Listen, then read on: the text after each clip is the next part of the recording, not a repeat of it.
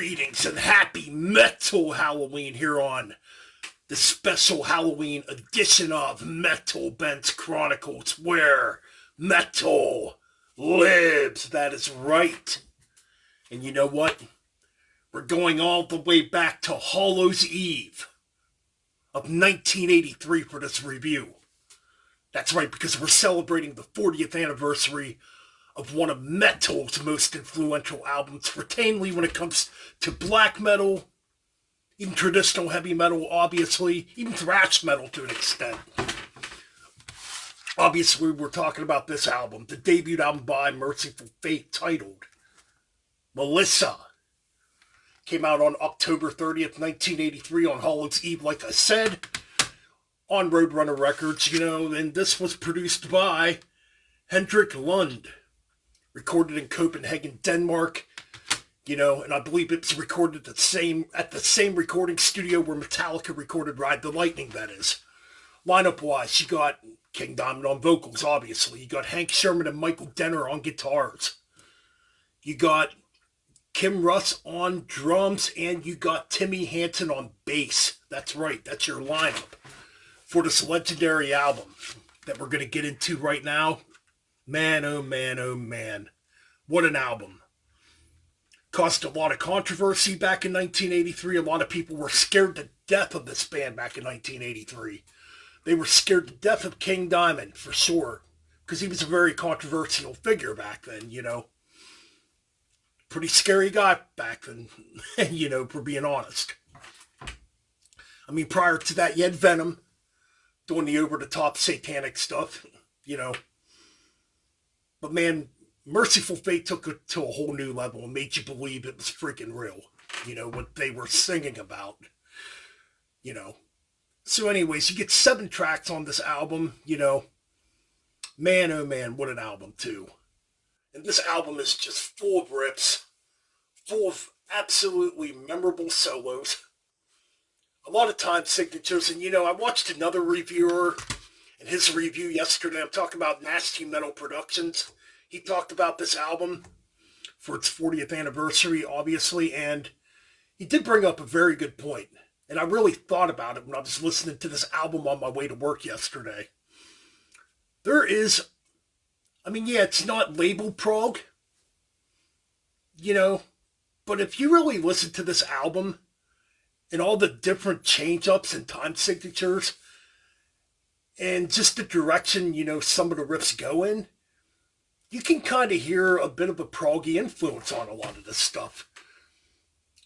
And he brought up, too, if, Mercyful Fate had a Hammond organ in it, somebody playing like Hammond organ solos over top of the riffs, it would probably be more prog-driven if it was like that, So I thought that was a really good point. And it makes a lot of sense, when I think about it. And you got to think, too, King Diamond kind of came from that background. In his first band, Black Rose. You listen to Black Rose, it had a Hammond organ player in it. So I thought, that was kind of interesting. And, a lot of these tracks on here had different titles. I can't remember all the titles offhand.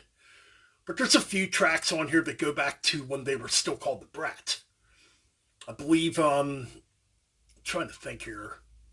I'm pretty sure Black Funeral, I believe, is one of those tracks. Curse of the Pharaohs, I believe, might be another one. It goes all the way back to, when they were called the Brats still, when they were playing the Brats had more of a punk sound to it, obviously, with Denner and Sherman, prior. Or I'm not sure if Sherman was in that. I can't remember now. Anyways. But, yeah, just interesting stuff. So yeah, we're going to get right into this album. We're going to dissect this album the best we can. Evil begins things. Right away. Right when this track begins. It begins kind of fast. I wouldn't call it thrash metal, obviously. Maybe a little bit of proto-thrash rips going on here in a few sections. But right away, man, going into this track, there's already probably about 4 to 5 different tempo changes and riff pattern changes within the first few minutes of the track, because it starts out very Judas Priest, new wave of British heavy metal sounding. Then, it goes into a Scorpions German heavy metal type of riff, maybe a little Scorpions UFO with the midsection. It's like a stop and stop. Yeah, it's like a stop and start riff where Michael. It's either Michael Denner or Sherman soloing over it. It's really, or well, they're actually both soloing it over it, so it's kind of cool though. But man, yeah, there's definitely a lot of changes in here. You even get some double bass patterns going on here. Just an awesome song. You know, one that me and a buddy of mine used to cover on guitar a lot when we would get together and jam, back in the day. So yeah, really good opener to this album. I freaking love it. And it's just full of great riffs, like I said. Curse of the Pharaohs is next. Another track. And this one, you can hear on, you can hear the demo version of this on the Return of the Vampire EP, which, it's a little more raw, obviously, on that. There's a few different riffs in it, too, on that version, I should say. But all in all, this is another track that's got a lot of really good riffs in it. Just incredible guitar playing by Denner and Sherman. Like, to me, easily Michael Denner and Hank Sherman are easily probably the best guitar duo ever in metal. Highly up there with Tipton and Downing, Murray and Smith, guys like that, But man, this track, yeah, just more great riff playing, more just awesome stuff, Into the Covenant is next. Another track I absolutely enjoy. Again, it's got, this like melodic acoustic beginning, a beautiful guitar solo being played over top of it, and then it goes into this Judas Priest-like riff. This one kind of has like a doom metal vibe to it, I guess you would say. It's definitely a bit slower, but it's a really, really good song. At the Sound of the Demon Bell is next. Another track. Always felt like this was kind of the dark track on here. It's one... And what I mean by dark track, it's not a filler track, but a track that doesn't get talked about much on this album. It's a solid track. It's got some good classic heavy metal sounding riffs on here. Again, it's got like that Judas Priest, new wave of British heavy metal feel to it. And I love it when freaking King Diamond is screaming Halloween going into the verse, man. It's just cool. And obviously the song's about Halloween. So yeah, At the Sound of the Demon Bell. Excellent track. Moving on, we got Black Funeral. Oh man, what a killer track this is. This one's probably more straightforward. Again, it's got some pretty cool riffs in it. Some pretty dark riffs. Obviously, the song's very evil. But yeah, man, I think it's an excellent track. Moving on, now we're going to get to the big one on this album, the over 11-minute Satan's Fall, which another version of this appeared on In the Beginning. And that version's different than this version. It's got different riff patterns, prior to, Mercyful Fate recording Melissa, Hank Sherman was still writing for this song. So on the In the Beginning version, there's definitely different riff patterns that were edited out or changed or whatnot that you don't hear on the album version, Again, this track is just absolutely incredible.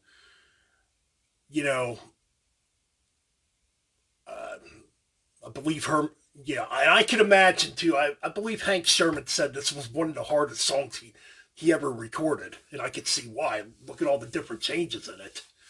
I mean, this can't be an easy chore to play on guitar, and to remember all that, because there's like 15 to 16 different changes in this track.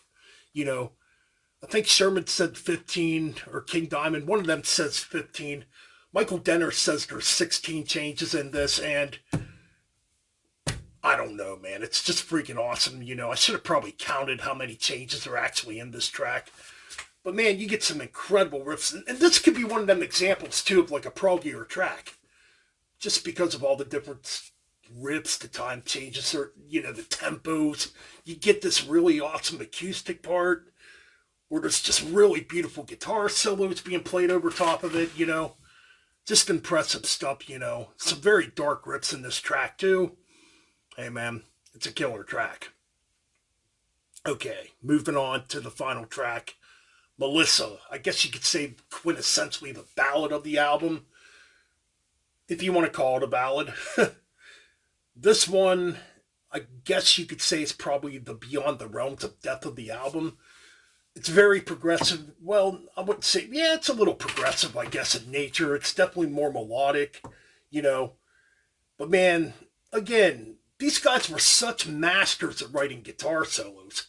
That solo bridge under that melodic beginning, holy crap, that's just jaw-droppingly good and beautiful. So yeah, this track, really good stuff. Again, showcases a different side to King Diamond's vocals. He's singing a little more melodic on here, still doing the operatic stuff too.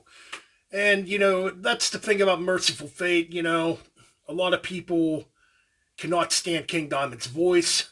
They like the music, but they hate the voice. I guess I get it. It's an acquired taste. Me, I've lived with it for a very long time. It doesn't bother me. I think King Diamond's freaking awesome, man. Anyway, so in closing, this album gets a 10 out of 10. A perfect 10 out of 10. It's that damn good of an album. It's classic. It's influential, Look at the bands that have come out that they write their music in that King Diamond Mercyful Fate style. I'm talking about bands like Them, Portrait, and Attic. Those three bands to be exact. Those three bands definitely sound like old Mercyful Fate or King Diamond. Even vocally, the band Attic that vocalist sounds identical to King Diamond, man.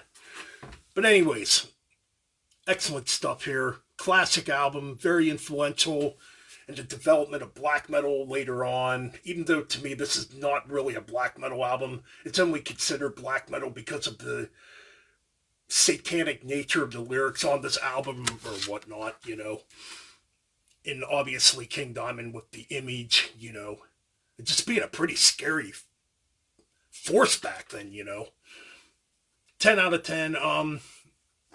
Originally, I was going to do a typo negative album ranking. I postponed it due to the fact I need to get Dead Again on CD. I plan on getting it on Thursday. So that should be coming this weekend. Also coming up Friday night, Damage Chronicles. Another episode of Damage Chronicles is coming up here on the YouTube channel, featuring the Demon Master Ryan Arnold from Damage Incorporated. We're going to be talking about the brand new Sorcerer album. So stay tuned for that. And that's my review. Keep it metal and keep on banging those heads and like, comment, and subscribe.